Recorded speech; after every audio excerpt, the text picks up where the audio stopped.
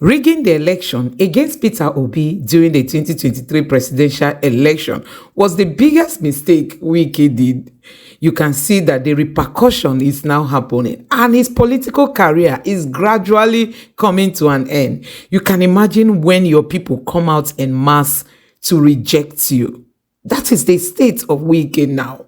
So guys, as it stands now, Wike is losing from all angles because these local government chairmen who are his supporters, who are insisting that their tenure hasn't ended, will soon get the shock of their lives because people are now calling that they should be charged for treason. I want you to take your time and just watch this video and see what is happening in Rivers State. I don't know what Wike is benefiting from all this, even after becoming the minister. Anyway, don't forget that the route plan is to hand over Rivers State to the APC ahead of 2027 presidential election. That is just the agenda, but you can see the Rivers people are resisting them. So these lawmakers and these other politicians, they are saying that this local government chairman should be charged with treason. The question remains, do we have a judiciary that can really look into all this matter patriotically? Let me allow you to take a look at this video. Earlier today, an attempted act of treason by former 23 chairman of Rivers State local government, whose tenure expired on 17 June 2024, made an early morning attempt to unlawfully take over the government of the 23 LUG in Rivers. But that traceable attempt was resisted by the will of the people of Rivers State, who resisted this unlawful act. This act of failed treason was organized by the former 23 LUGA chairman, whose tenure has long expired, but they wanted to use magistrates from neighboring states to conduct a kangaroo swearing in, despite knowing that their tenure has since expired. We salute the courage of Rivers State people who came out boldly to protect the local government and foil the attempt to unlawfully seize the institution of governance by the former chairman. This heroic action of the people of Rivers State is in line with Section 20 of the Administration of Criminal Justice Act that empowers citizens to arrest and foil any criminal act being committed in their presence. We also appreciate Governor Fubara for being a democratic leader. Despite all the provocation, he allowed the former local government chairman to complete their democratic 3 years tenure, unlike his predecessor, who upon election in 2015 dissolved the elected local government chairman under Governor Mechi tenure despite order of court.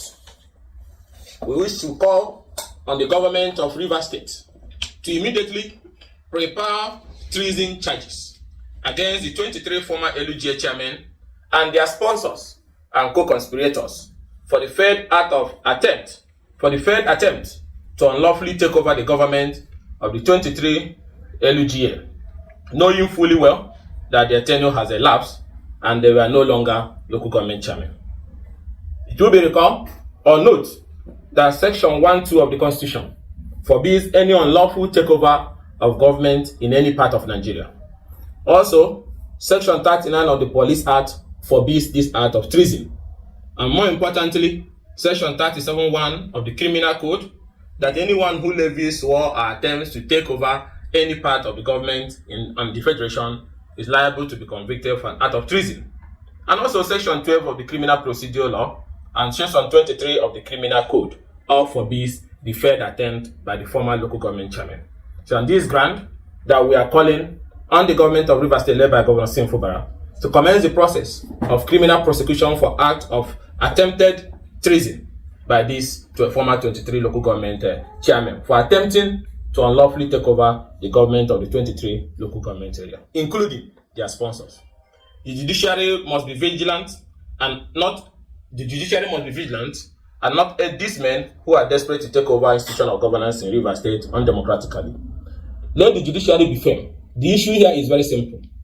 Elected House of Assembly members, without provocation, they come from their political party PDP and join the APC. Their seats were declared vacant by virtue of that decampment by the remaining legitimate members of the State House of Assembly. They ran to a federal high court where they swore to an affidavit and said that they have left the People's Democratic Party. And after that, they secured an injunction. But the same people went to Port Harcourt where they also claiming they had never left PDP, they are still members of the PDP, after realizing the futility of their action. Their seats has long been declared vacant.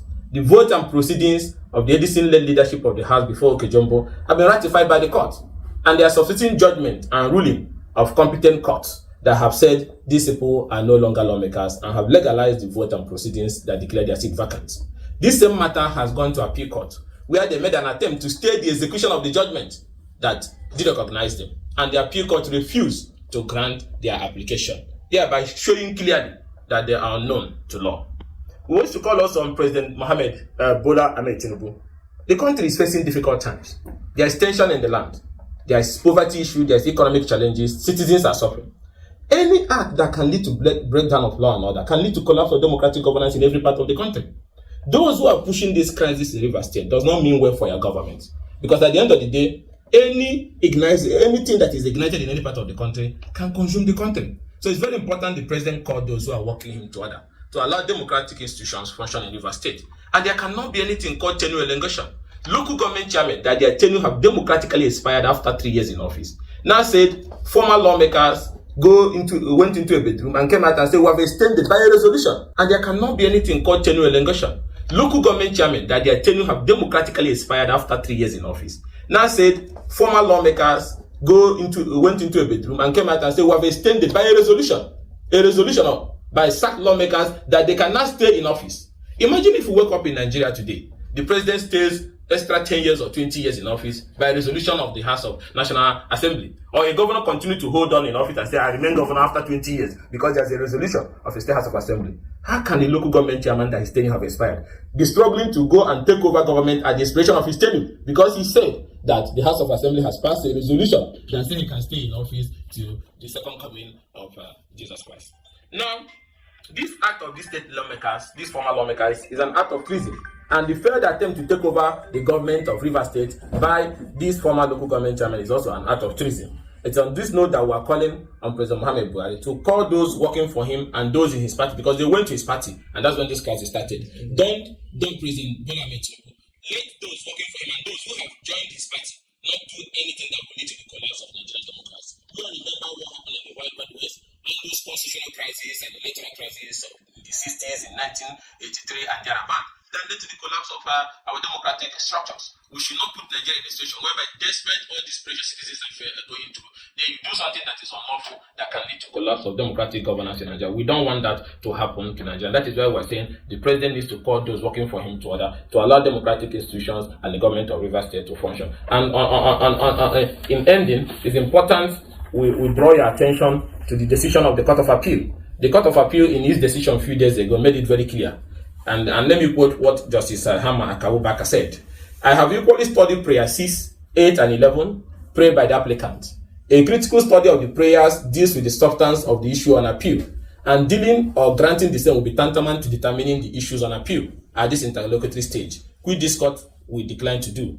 The conclusion is that the application succeed in part. Prayer 1, 2, 3, 4, and 7 are granted, while other prayers stand not granted. This is very clear. And what are those prayers? Prayer 1 that was granted to those pro-Wike lawmakers is that an order for accelerated hearing, an order for leave to complete and transmit record of appeal, an order deeming the record of appeal completed, compiled and transmitted by the appellant and filed in this appeal as record of appeal. An order abridging the time allowed by the rules of this honorable court for parties to file their brief. And then number 7, an order staying further proceedings. Not stay of execution. That's what was granted. And what was rejected? The Court of Appeal rejected granting them an order staying in execution of the expected orders of interim injunction, which restrained these same lawmakers from parading as members of the Rivers State House of Assembly. The Court of Appeal also rejected to grant them an order of injunction restraining Okejumbo and the Rivers State House of Assembly from implementing and enforcing the decisions of that court, including the governor. The Court of Appeal also rejected an injunction they were seeking to stop the leadership of the Rivers State House of Assembly from parading themselves. The Court of Appeal also refused to set aside the meetings and sittings and proceedings and deliberation of the Rivers State House of Assembly presided over by Okejumbo. That means the decisions, the reversal of those illegal amendments of the local government law and everything that was done is legal because the Court of Appeal refused to allow the pro-Wike people void it. And the Court of Appeal also refused to grant an order setting aside all action, steps, decision, or resolution of the Rivers State House of Assembly presided over by the Speaker, Okejumbo. So I don't know where they are getting the fake information they're abiding about. The Court of Appeal rejected any attempt for those sacked 27 lawmakers to make any law or the validity of any law they have made in the past. The Court of Appeal refused to grant that application. So what you have today is what Okejumbo is doing, which is the rightful Speaker. So I don't know where they got those fake information they're abandoning about. They are no longer lawmakers. They don't have any law they have made that is valid, and so therefore the purported extension of the tenure of the local government chairman is unknown to law. And more importantly, this is the same if you look at his affidavit where he swore that by 11th of December 2023 he has left the PDP for APC, and suddenly they are running back again to say they are back in PDP because they are desperately looking for an opportunity to acquire any legitimacy with which they will cause this confusion they are doing in Rivers. And Nigerians need to know that early this month what happened? They went and brought some magistrates, which I don't know whether they are Rivers magistrates. And people need to understand why what happened this morning happened in Rivers. They went and brought magistrates. I don't know where they got them from, packed them in buses, and they were waiting to move into the local government headquarters this morning to conduct a swearing-in exercise that will not swear in people that their tenure have expired as local government chairman that can now remain in office without a tenure. Look at the level of madness people wanted to perpetrate in Rivers this morning. So I don't know how the people of Rivers State heard about it and stormed those local government headquarters and took control of those local government headquarters so that So guys, you have seen it that Wike is gradually ending his own political career himself. This one is not person do you. You do yourself. Because Fubara initially had patience, had patience thinking that Wike will call himself to order. But Wike wanted to disgrace Fubara at all costs. Now Fubara has made a U-turn and he's not ready to go back to Wike. Fubara said he's going to keep pressing on. There is no going back in this fight. So guys, honestly, when you look at all this, you see that Wike is gradually losing all the ground he gained as the governor of the state. He's gradually losing all those ground. Those that even supported him at the initial time of all this are now abandoning him. How can you be the FCT minister and you still want to lord over the people of Rivers State? You want to be in charge. You want all your appointees to be in the local government. You want your appointees to be the lawmakers. You want your appointees to checkmate the governor. You want your appointees everywhere. That is the plan of Wike, so that at the end of the day, if Fubara refuses to do anything he commands him to do, those people will impeach Fubara, remove him. Then they will put somebody who is loyal to Wike, who will also help them to achieve their goal. You know the goal. The goal is to make Rivers an APC state. I wonder what promise they've made to Wike that is making him to look this foolish at the moment. So guys, that is it. Let me know what you think about this in the comment section below. Please don't forget to subscribe to the channel and turn on the notification bell. Thank you.